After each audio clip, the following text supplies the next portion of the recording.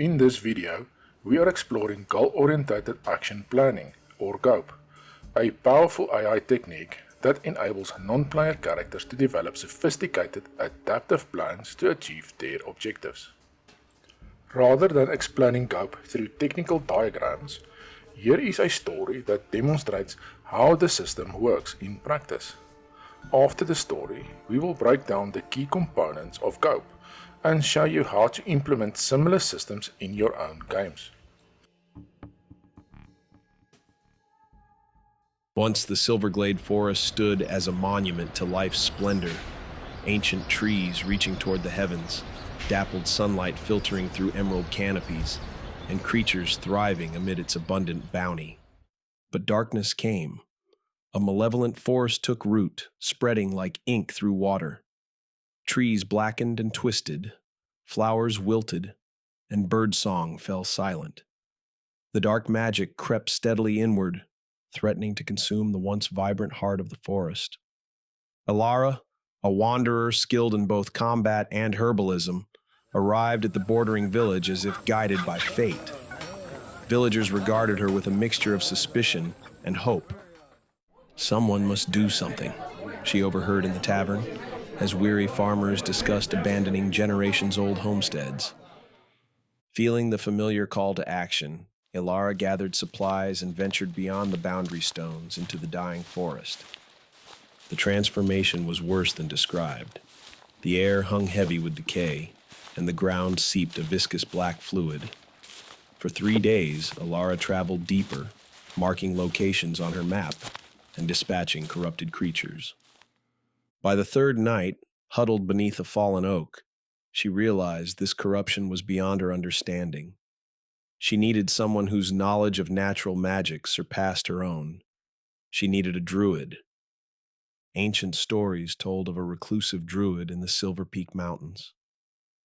After a week's journey, Elara found their dwelling, a stone structure that seemed to grow from the mountainside itself. The door opened before she could knock. "I have been expecting a champion," said the druid, their eyes deep green like forest moss. An aura of ancient wisdom surrounded them, along with a methodical intelligence that seemed to calculate countless possibilities. "Dark magic," the druid confirmed, after hearing Elara's tale. "Ancient and patient, waiting beneath the forest floor for centuries." Inside the dwelling, the druid moved with purpose, pulling various items from shelves. "I am analyzing the optimal solution," they explained, their eyes unfocusing slightly. "Evaluating all possible approaches based on effectiveness and probability of success." After several minutes, their gaze sharpened. "I have determined the most efficient course of action. The ritual requires 3 key components." The druid pointed to an empty bowl. First objective, water from the spring of starlight in the crystal caves. They moved to an empty cloth. Second objective, purifying crystals from the deep earth mine. Finally, they gestured to the open space. Third objective, secure the assistance of the forest's uncorrupted creatures. "I calculate that the spring of starlight has the highest risk of becoming inaccessible due to the spreading corruption, making it the highest priority," the druid concluded. The druid equipped Elara with necessary tools: a glowing stone to guide her to the spring, a vial of liquid to help locate the crystals, and a wooden flute to call the forest creatures. In the crystal caves, the druid's stone grew warmer as Elara navigated twisting passages, eventually leading her to a hidden chamber where water fell in silver droplets, collecting in a pristine pool. Filling her water skin, she marked this objective complete. The deep earth mine proved challenging. In the oppressive darkness, she uncorked the druid's vial and let a single drop fall. A soft, bell-like tone echoed through the cavern, leading her to tiny, glowing crystals embedded in the rock wall. It took hours of careful work to extract them, but her mining skills from previous adventures served her well. Returning to the forest with her treasures, Elara played the druid's flute at dusk. This time, something answered. First came a fox with a russet coat, then ravens with feathers gleaming blue-black. A stag followed, antlers crowned with tiny green buds, the only new growth Alara had seen. Last came a swarm of fireflies, their lights pulsing like a single heart. Returning to the mountains with her companions, Alara presented her gathered components to the druid. All prerequisites for the cleansing ritual have been met, they said with satisfaction. Together they journeyed to the heart of the forest, a massive corrupted oak. This is where the corruption's power is concentrated, the druid explained, making it both the most dangerous location and the most effective point for systemic cleansing. Through the night, they prepared. The druid moved with precision, mixing the enchanted water with crushed crystals to create a luminous paste for intricate patterns around the oak. Each line connected in a complex algorithm of magical intent. The animal allies took positions at cardinal points to strengthen the ritual's design. As dawn approached, the druid beckoned Alara to the center. Your role is the most critical variable. You must be the conduit for the healing magic. Place your hands on the tree, they instructed.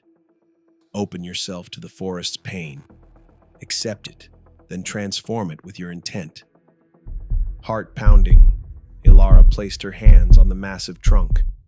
She was immediately overwhelmed by sensation, agony, rage, fear, all pouring from the corrupted heart.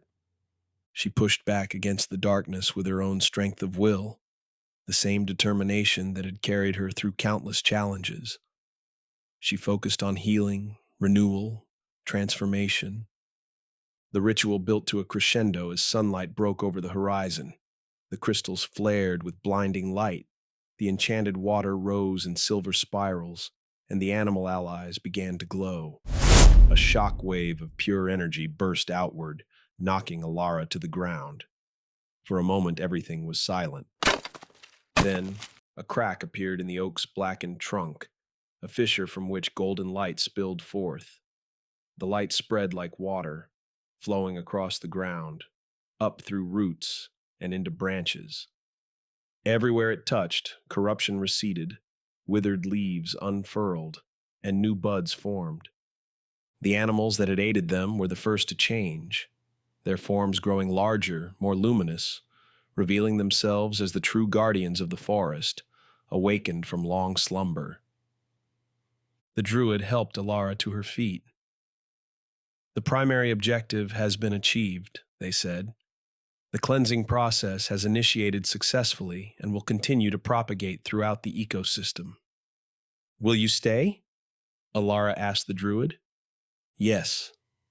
The forest requires ongoing maintenance during recovery. I have updated my primary objective accordingly. They turned to Alara.